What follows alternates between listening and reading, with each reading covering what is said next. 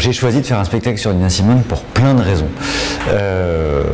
La première étant que j'ai découvert il y a quelques années une biographie de Nina Simone, dont je connaissais la musique mais pas vraiment la vie, et que j'ai trouvé sa vie incroyable, passionnante, et que j'ai fait la découverte de son engagement dans la lutte pour l'obtention des droits civiques des Noirs américains dans les années 60, ce que je ne savais pas à quel point elle était engagée.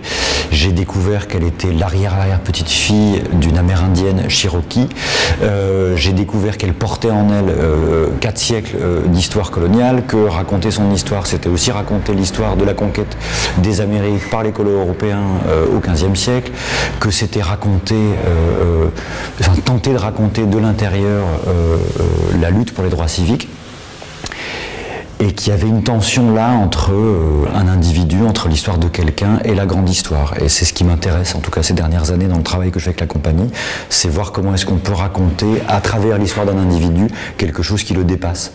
Et je me suis dit que Nina Simone était une figure non seulement extrêmement puissante, mais qu'elle avait une variété il y a une variété d'histoires à l'intérieur de sa propre histoire qui me semblait propre à en faire une matière théâtrale très riche, avec toutes les difficultés que ça comporte. La première étant qui je suis, moi, blanc, français, pour pouvoir raconter une histoire afro-américaine qui n'est pas la mienne, qui ne sera jamais la mienne, et dont je ne fais pas partie.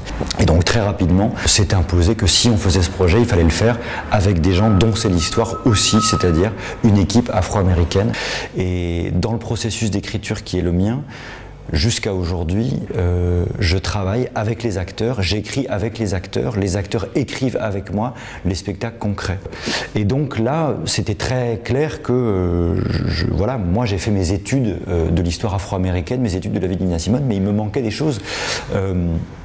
Et donc je me suis dit qu'il fallait que je travaille avec des acteurs qui écrivent avec moi, ce que moi je n'étais pas capable d'écrire.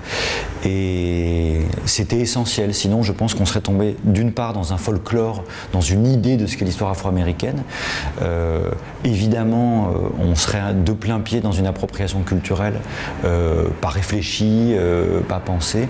Là, d'un commun accord, avec une communauté dans cette équipe, une communauté qu'on a créée, qui est donc afro-américaine, anglaise et française, c'est-à-dire qu'on est des 3 côtés de l'Atlantique. Tout ça, ça construit un dialogue, et comme on le fait avec une volonté de raconter cette histoire en commun, alors c'est très constructif, parce que c'est aussi une histoire de communauté, la vie de Nina Simone. C'est quand même une femme qui rassemble, et qui a rassemblé beaucoup une communauté noire militante afro-américaine dans les années 60, mais ce qui est sublime dans la vie de Nina Simone, c'est qu'elle réunit, au-delà de tout, elle est le dénominateur commun d'un désir de liberté qu'on a comme être humain tout court, quelles que soient nos origines. Elle a une puissance émotive sans filtre qui fait qu'on se reconnaît en elle à des endroits extraordinairement différents, quelles que soient les cultures, je pense, quelles que soient les couleurs de peau, quelles que soient les origines. Et donc ça, c'est quelque chose qui rassemble.